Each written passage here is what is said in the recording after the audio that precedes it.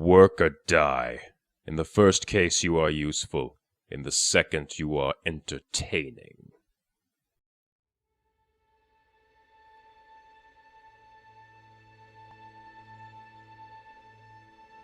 I have never felt the spark of hope, nor the electrifying sensation of joy. Like the forge's hammer, I have removed these impurities from my mind and soul. In its place I have created something better, something useful and strong, tempered by hatred burning in my heart. But recently that flame has gone cold, and it must be rekindled. For this I turn to the temple of Duergar, the divine craftsman and hateful taskmaster. His clerics, the Flayers, have endured more suffering than any other Duergar, and have the right to speak in his voice. First they bind me in red-hot iron chains, for pain makes one focus. Then they recount to me the history of our people. The great clan Duergar was the mightiest of the dwarven clans. Within the glorious empire of Shanatar did we trade and live with our kin, the shield dwarfs. They crafted items of great splendor, while we forged weapons of war. Within our great halls we thought ourselves invincible.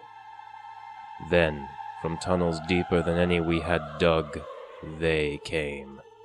In what would be called the Spider Wars did the Drow fall upon us.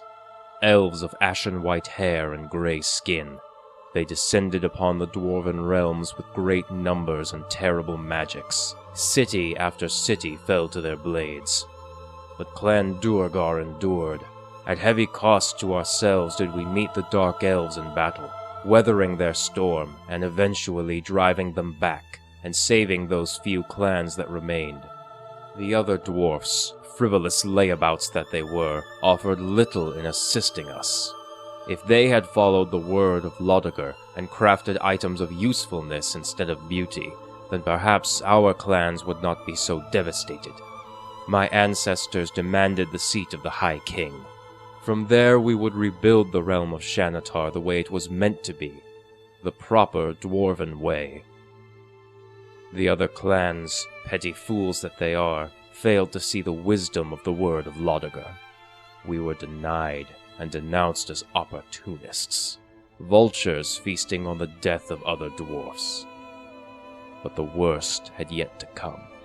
The bowels of the earth had yet more horrors for us, alien horrors with strange psychic powers and an army of enthralled slaves. The mind flayers had come. We fought bravely, but were still crippled from our war against the Dark Elves. Within days our city fell, and our entire clan taken to the Underdark as slaves. For generation after generation did we suffer fates far worse than death.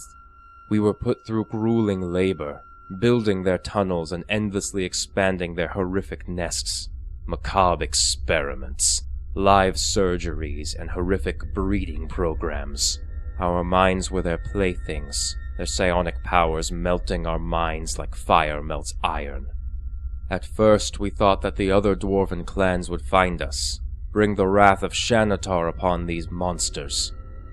But as the centuries dragged on, that hope was ground to dust. No one was coming. Our skin turned stony and gray.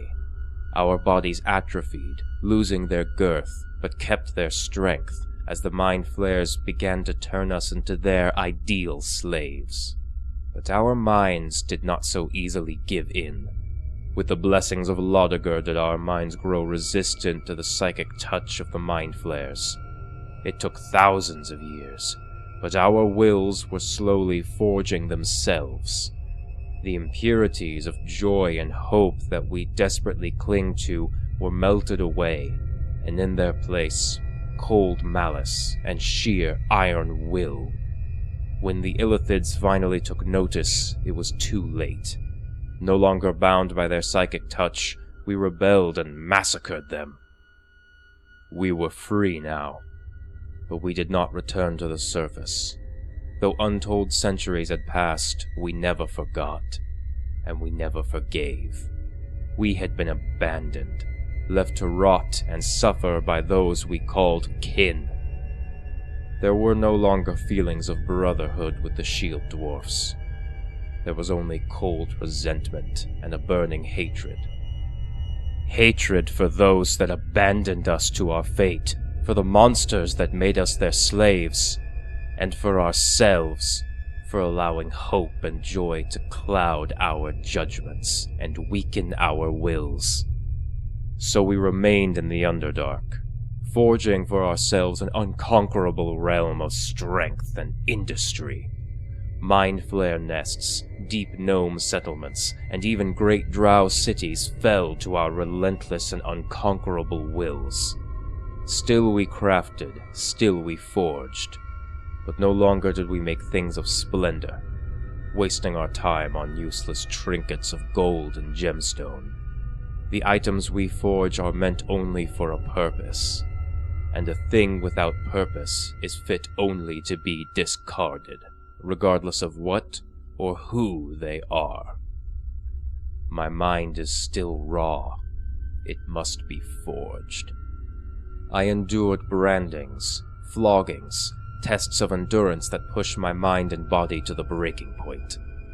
And with each one I pass, I can feel my very essence being molded into something purposeful. I now face the final test. My body set to rest in a small crevice just large enough for me to be placed in. Two massive blocks of stone press into me from above and below. I feel their weight at all times, slowly squeezing the air from my lungs till I can hardly breathe. The weight threatens to crush me and leave me just another bloody smear on the stone. For 7 days must I endure this, or give in and accept my death, taking solace only in the knowledge that my weakness will plague the deep dwarfs no longer. The pain, the isolation, it awakens something deep within me. I can only describe it as a memory, yet it is not my own. I see first the time of creation, that time before time, when the world was a shell of nothingness, the universe pulsating with an uncontrolled desire for being. That desire turned itself into the figure of a great dwarf wielding a hammer. Through sheer will did Lodagar beget Lodagar. With that hammer did he shape the endless void into a realm of twilight. With his own hands did he forge this world and his people, my people, to inhabit it.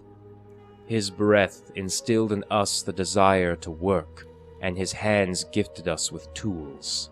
He commanded us to create new and wondrous things, to emulate him in all that he was. The blocks of stone press harder on my body. As my ribs crack, another memory floods into my mind.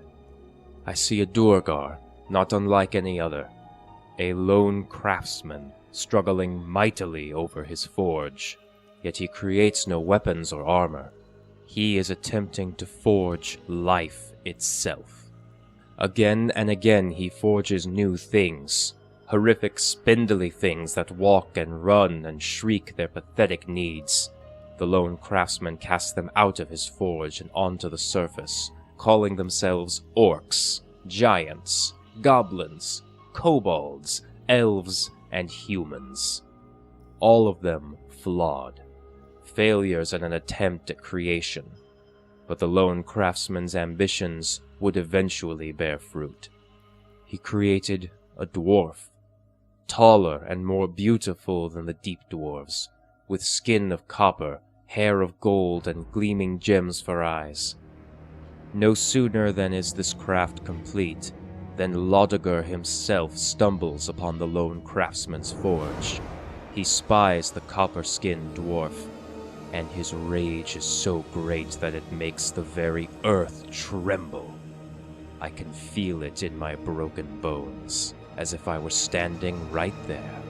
The craftsman pleads, begging like a coward, saying his creation was meant only as a tribute to our god, but Lodagar's wrath is not quelled.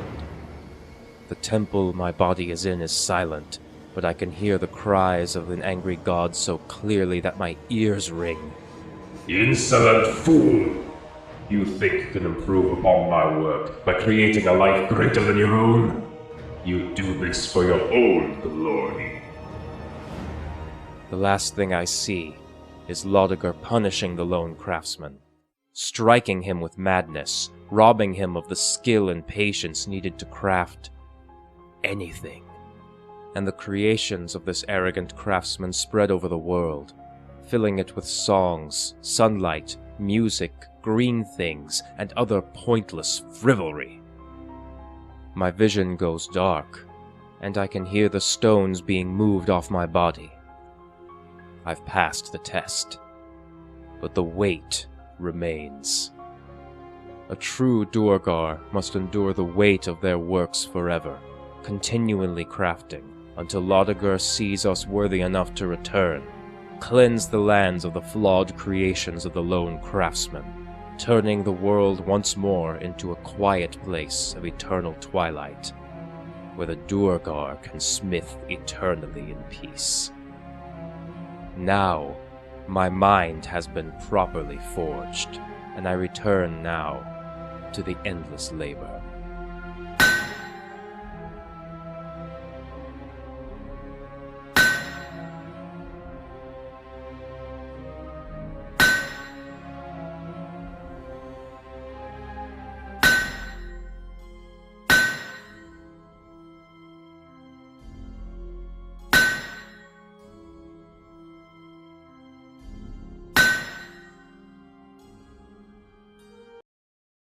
Thank you so much for watching, everyone. I hope you enjoyed. The Duergar are one of my favorite monsters in D&D, and making this video about them was a blast. As always, a special thank you goes out to my patrons. You guys are all amazing. What do you think of the Duergar? Are there any monsters or characters from Dungeons & Dragons you'd like me to talk about next? Put them in the comments below. Also, make sure to give this video a like and subscribe to the channel so you don't miss out on more awesome D&D lore.